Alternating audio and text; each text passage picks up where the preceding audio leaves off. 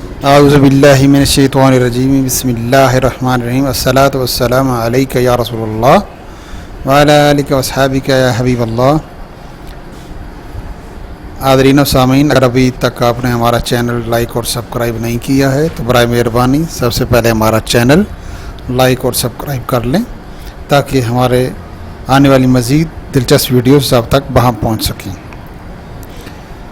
حاضرین مکرم، شاید آپ نے سنا بھی ہوگا، پڑھا بھی ہوگا کہ رسول کریم صلی اللہ علیہ وآلہ وسلم کی قبر انور کو کھودنے کے لیے کئی دفعہ اس طرح کی ناپاک جسارت کی گئی ہیں، لیکن ان میں سے ایک مشہور واقعہ 557 ہجری کا ہے۔ 557 ہجری کی ایک سرد رات تھی۔ سلطان عادل نور الدین زنگی نماز کے بعد اپنے اور دوسرے جو درود و سلام کے وظائف کی اسے تعداد مقرر کی ہوتی تھی وہ پڑھ کر ہی لیٹتا تھا۔ اتنے میں اس کی آنکھ لگ گئی۔ خواب میں دیکھا کہ جان کل عالم صلی اللہ علیہ وآلہ وسلم تشریف لائے ہیں اور سرخ سفید رنگ کے دو آدمیوں کی طرف اشارہ کر کے فرماتے ہیں، نور الدین، ان دونوں نے مجھے ستانے پر کمر باندھ رکھی ہے، مجھے ان دونوں کے شر سے بچا۔ یہ خواب دیکھ کر سلطان معظم ڈر کر جاگ اٹھا، استغفار پڑھی، دوبارہ وضو کیا، نوافل پڑھے، پھر سو گیا۔ پھر وہی خواب دیکھا تو ایک دم پریشان ہو کر اٹھا، وضو کیا، مصلی پر بیٹھ کر درود شریف پڑھنے لگا۔ پڑھتے پڑھتے ذرا اونگ آئی تو تیسری دفعہ پھر وہی خواب دیکھا، اور اس مرتبہ سرکار دو عالم صلی اللہ علیہ وسلم نے تقریباً ڈانٹتے ہوئے فرمایا کہ تو آرام سے سویا پڑا ہے، ہم تمہیں بار بار فرما رہے ہیں کہ ان دونوں کے شر سے بچا، یہ ہمیں بار بار ستا رہے ہیں۔ اب تو سلطان کی نیند اڑ گئی، سوچنے لگا ضرور کوئی ایسی بات ہے جس کے لیے جانے کل عالم صلی اللہ علیہ وآلہ وسلم خاص طور پر مجھے حکم دے رہے ہیں۔ ان دونوں آدمیوں کو اچھی طرح پہچان لو اور ان کا تدارک کرو، ان کے شر سے ہمیں بچائیے۔ فوراً اپنے وزیر جلال الدین موسفی کو بلایا اور ایک درویش صفت انسان صالح اور ایک عقلمند انسان تھا۔ وہ جلال الدین موسفی جو تھا وہ اس کا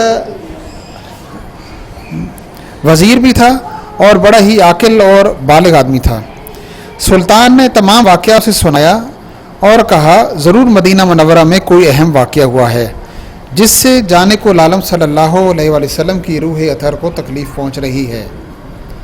وزیر نے باقی علماء سے بھی مشورہ کیا، لیکن سلطان نے کہا کہ مشورے کی کیا ضرورت ہے، سید کل عالم صلی اللہ علیہ وآلہ وسلم نے مجھے 3 مرتبہ اس بارے میں فرمایا ہے، اور اب مزید خواب کو پوشیدہ رکھا جائے۔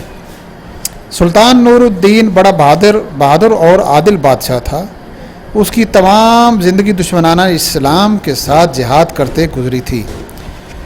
اس کی سلطنت بہت مستحکم تھی۔ وزیر جلال الدین موسفی کا یہ مشورہ سنتے ہی بقیہ شب میں تیاری کر لی گئی، یعنی کہ مدینہ شریف کی طرف روانگی۔ تیز رفتار سواریوں پر 20 قابل اعتماد مشیروں کے ساتھ اور بڑا لشکر لے کر کہ جس میں وزیر جلال الدین اور بہت سا مال بھی اس کے ساتھ تھا، ٹھیک 15ویں یا 16ویں دن مدینہ شریف جا پہنچا۔ شہر سے باہر غسل کیا، لباس بدلا اور صلاۃ و سلام پڑھتا ہوا روضہ اقدس پر حاضر ہوا۔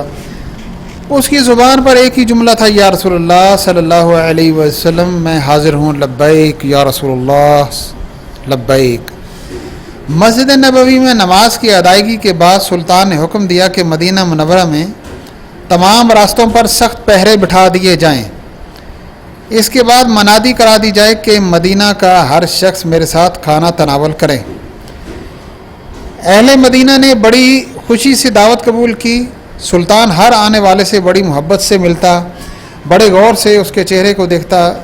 جب سب لوگ دعوت کھا کر رخصت ہو گئے، لیکن وہ سرخ و سفید آدمی نظر نہ آئے جن کی طرف جانے کل عالم صلی اللہ علیہ وآلہ وسلم نے اشارہ فرمایا تھا اور ان کی شکلیں دکھائی تھیں۔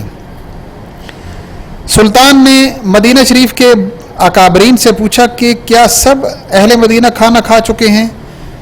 انہوں نے کہا جی ہاں۔ سلطان نے کہا اچھی طرح غور کر کے بتاؤ، کوئی شخص دعوت میں آنے سے روکا تو نہیں گیا یا ویسے نہ رہ گیا ہو یہ سن کر انہوں نے کہا اے امیر مدینہ آپ بتائیے کہ سلطان کیا پوچھ رہے ہیں؟ تو امیر مدینہ نے کہا سلطان اندلس سے آئے ہوئے 2 مغربی زائرین کے علاوہ سب لوگ کھا چکے ہیں، وہ بہت عبادت گزار اور دولت مند بھی ہیں، اہل مدینہ کی بڑی خدمت کرتے ہیں، یعنی محتاجوں کو صدقہ و خیرات بھی بہت دیتے ہیں اور باہر بہت کام نکلتے ہیں، ہر وقت اللہ اللہ میں لگے رہتے ہیں۔ سلطان سمجھ گیا کہ وہی ہیں۔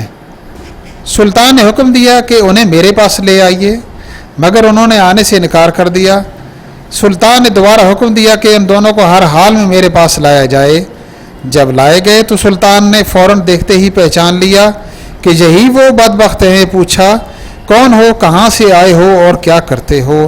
کہنے لگے ہم دیار مغرب کے رہنے والے ہیں، حج کے لیے آئے تھے۔ اس سال ہم نے تاجدار عرب و عجم صلی اللہ علیہ وآلہ وسلم کے روضہ اقدس کی مجاوری اختیار کی ہے۔ سلطان نے گرج کر فرمایا تم جھوٹ بولتے ہو، مجھے سچ سچ بتاؤ تم کون ہو؟ تمہاری باتوں سے ریاکاری کی بو آتی ہے۔